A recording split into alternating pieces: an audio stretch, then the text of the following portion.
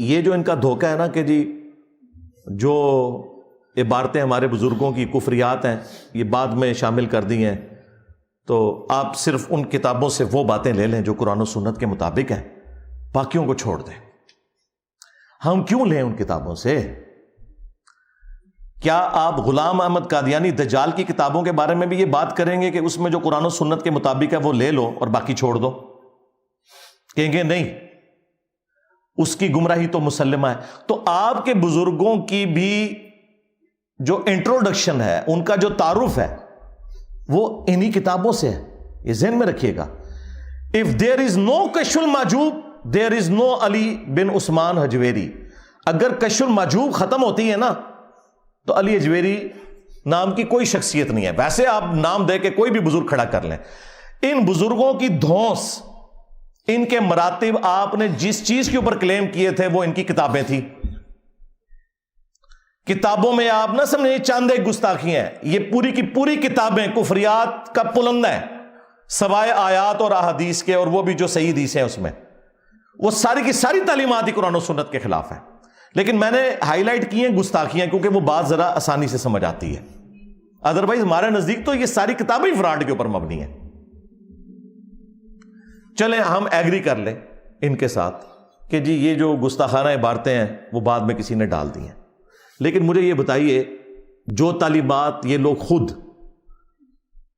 اپنے درس و بیان کے اندر لوگوں سے بیان کرتے ہیں، ان کے بارے میں آپ کیا کہیں گے؟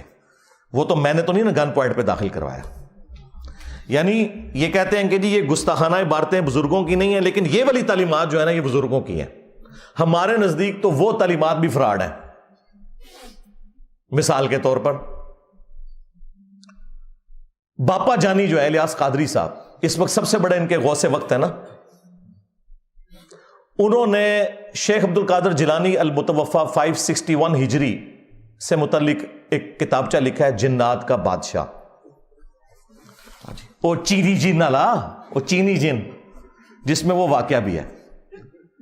اچھا، اس میں انہوں نے ایک واقعہ لکھا ہے، اور واقعہ نہ صرف لکھا ہے بلکہ ان کے جو چھوٹو مولوی ہیں نا وہ ویڈیو میں بھی بیان کر رہے ہیں اور اس کو ڈیفینڈ بھی کر رہے ہیں۔ شیخ عبد القادر جیلانی کو کچھ لوگ ملنے کے لیے آئے، تو جب ان کے پاس پہنچے تو ان کا ایک جو غلام تھا اس نے لوٹا جو رکھا تو لوٹے کی ٹوٹی قبلہ کی طرف نہیں کی، تو شیخ عبد القادر جیلانی غوث پاک سرکار رضی اللہ تعالیٰ عنہ کو اس پر ملال ہوا، تو آپ نے جلال سے اس کی طرف دیکھا تو وہ آپ کی نگاہ کی تاب نہ لاتے ہوئے جاں بحق ہو گیا۔ اور ان تعلیمات کو یہ قرآن و سنت کے مطابق سمجھتے ہیں، ہم کہتے ہیں یہ بھی فراڈ ہے۔ اس میں پتہ کیا لکھا ہوا ہے واقعہ کہ شیخ عبد القادر جیلانی رحمۃ اللہ علیہ کا ایک مرید تھا، وہ انہیں وضو کروایا کرتا تھا۔ ایک دن اس نے وضو کروانے کے بعد جو لوٹا ہے نا اس کی ٹوٹی قبلہ رخ رکھنے کی بجائے تھوڑی ہٹا کے رکھ دی، جان بوجھ کے نہیں، بے دھیانی کی وجہ سے۔ تو کہتے ہیں جی شیخ عبد القادر جیلانی کو اتنا غصہ آیا کہ انہوں نے نگاہ مار کے نا مرید کو جلا کے راکھ کر دیا، اس کی روح پرواز کر گئی۔ وہ مرید جو بیچارہ اس امید میں اپنے بابے سے اٹیچ تھا کہ یہ میری حفاظت کرے گا، وہ خود تو مرا، بابا بھی مار کے چلا گیا۔ ہاں ظاہر ہے بابے نے قتل نہ کیا، 302 لگتی ہے بابے کے اوپر، ہاں ذہن میں رکھیے گا۔ تو ان کے بابوں نے ان کی آخرت کیا بچانی ہے، ان کے مرید اپنی آخرت بھی لے ڈوبے، بابا بھی نال ہی لائے گئے۔ تو کہتے ہیں اس کے بعد پھر انہوں نے نگاہ ماری لوٹے کی طرف تو ٹوٹی سیدھی ہو گئی۔ یہ ان لوگوں کا، ان کے بزرگوں کا، اب تو میں کہہ سکتا ہوں نا ان کے بزرگوں کا، کیونکہ یہ تو مانتے ہیں نا، ان کے بزرگوں کا یہ لیول ہے کہ وہ بجائے لوٹے کی ٹوٹی کو سیدھا کرنے کے بندے مار دیتے ہیں، اور پھر ہمیں یہ بتاتے ہیں کہ آپ نے رسول اللہ تک پہنچنا ہے نا صلی اللہ علیہ وآلہ وسلم، ان بزرگوں کا دامن کرم تھام لیں۔ توبہ توبہ توبہ، دماغ خراب ہے ساڈا،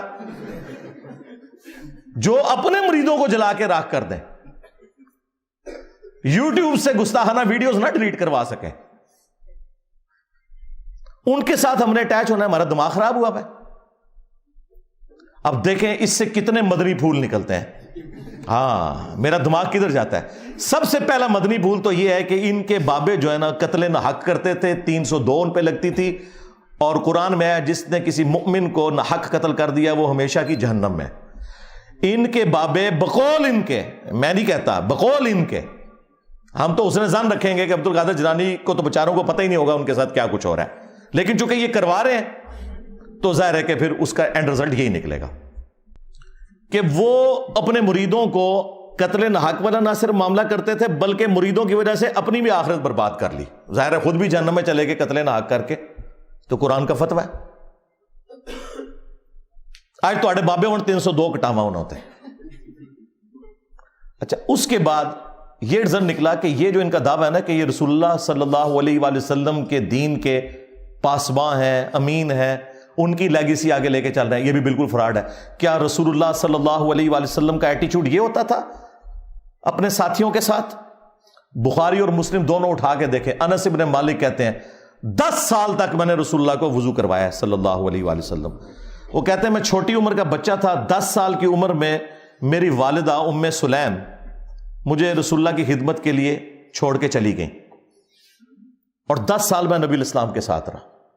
کہتے ہیں ان 10 سالوں میں کبھی ایسا نہیں ہوا کہ نبی الاسلام نے مجھے ڈانٹا ہو، مجھے کبھی یہ کہا ہو کہ تم نے یہ کام کیوں کیا، یہ کام کیوں نہیں کیا۔ وہ کہتے ہیں کئی بار نبی الاسلام مجھے کسی کام سے روانہ کرتے تو میں بچوں میں کھیلنا شروع کر دیتا، یار 10 سال کا بچہ کھیلے گا ہی نا۔ نبی الاسلام نے کبھی نہیں مجھے ڈانٹا، کبھی آپ صلی اللہ علیہ وآلہ وسلم گھر سے باہر نکلتے اور مجھے بچوں میں کھیلتے ہوئے دیکھتے تو پیار سے بلاتے، انیس، نام تھا انس، پیار سے بلاتے، انیس بیٹا میں نے تم نے فلاں کام کے لیے کہا تھا۔ وہ کہتے اچھا یا رسول اللہ میں جاتا ہوں، بس نہ ڈانٹا کبھی، نہ مارا پیٹا۔ اور تمہارے بزرگ جو کہتے ہیں ہم رسول اللہ کے ماننے والے ہیں، ہم آپ کو رسول اللہ تک پہنچائیں گے، پہلے آپ تے پہنچ جاؤ۔ یہ میں آپ کو کمپیریزن بتا رہا ہوں۔ لہذا یہ جو تم لوگ کلیم کر رہے ہو نا کہ ہمارے بزرگوں کی کتابیں بدل گئی ہیں، تو جو باتیں تم کتابوں سے بیان بھی کر رہے ہو نا بغیر بدلی ہوئی، ہمارے نزدیک وہ بھی قرآن و سنت کے خلاف ہیں۔